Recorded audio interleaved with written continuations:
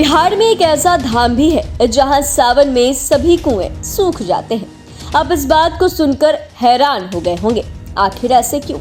कहा जाता है कि विद्यापति धाम मंदिर में जलाभिषेक करने के लिए श्रद्धालु कुएं से पानी लेते हैं। हालात ऐसे हो जाते हैं कि कुआं सूख जाता है। दरअसल समस्तीपुर जिले के विद्यापति धाम मंदिर की महिमा चारों ओर फैली हुई है। कहा जाता है कि मां गंगा से मिलने निकले कवि विद्यापति जब चलते चलते थक गए थे तो इसी जगह गंगा उनसे मिलने आ पहुंची थी। यही कारण है कि यहाँ सावन के अलावा अन्य दिनों में भी श्रद्धालुओं की काफी भीड़ होती है। सावन में सोमवारी के दिन यहाँ जलाभिषेक करने वाले श्रद्धालुओं की संख्या 1.5 लाख तक पहुँच जाती है। बड़े संख्या में ऐसे श्रद्धालु यहाँ आते हैं जो जलाभिषेक के लिए मंदिर परिसर स्थित कुएं से जल लेते हैं। स्थिति यह बनती है कि कुएं ही सूख जाते हैं। फिर श्रद्धालुओं की सुविधा के लिए मोटर चलाकर कुएं में जल भरा जाता है।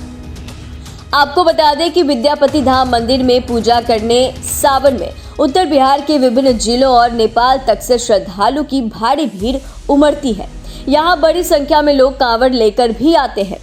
स्थानीय व आसपास के जिलों के लोग मंदिर में आने से पहले समीप के चमथा, छमटिया और कटहा स्थित गंगा घाटों पर स्नान के बाद जलाभिषेक के लिए गंगा जल लेते हैं। लेकिन बड़ी संख्या वैसे श्रद्धालुओं की भी है जो घर से सीधे मंदिर पहुंचते हैं। ऐसे श्रद्धालुओं में कुछ तो मंदिर के पंडों से जल लेते हैं, जबकि बड़ी संख्या में लोग मंदिर के प्रवेश द्वार पर स्थित कुएं से जलाभिषेक के लिए जल लेते हैं।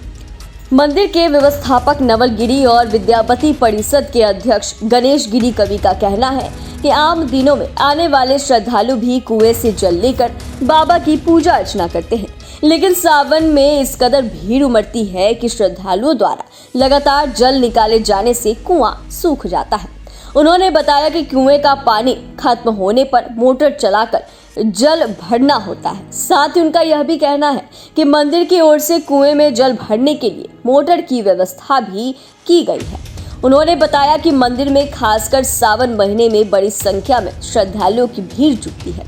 सावन में हर रविवार व सोमवार को ऐसे से 1.5 लाख लोगों की भीड़ उमड़ती है। मंदिर के व्यवस्थापक ने बताया कि इस स्थल पर ही भगवान शंकर व गंगा के परम भक्त आदि कवि विद्यापति का निर्वाण हुआ था। अपने अंतिम समय में वो गंगा के लिए चले, पैदल चलते चलते थक जाने पर यहाँ बैठ गए।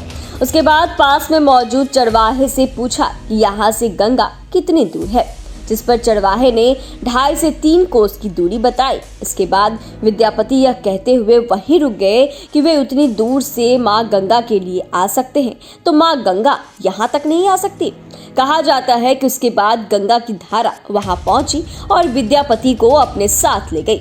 आपको बता दें कि विद्यापति धाम मंदिर में भगवान शिव के साथ उनके परम भक्त आदि कवि विद्यापति की भी लोग पूजा करते हैं। मुख्य मंदिर में एक बड़ा और एक छोटा पत्थर है। बड़े पत्थर को शिवलिंग और छोटे पत्थर को विद्यापति बताया जाता है।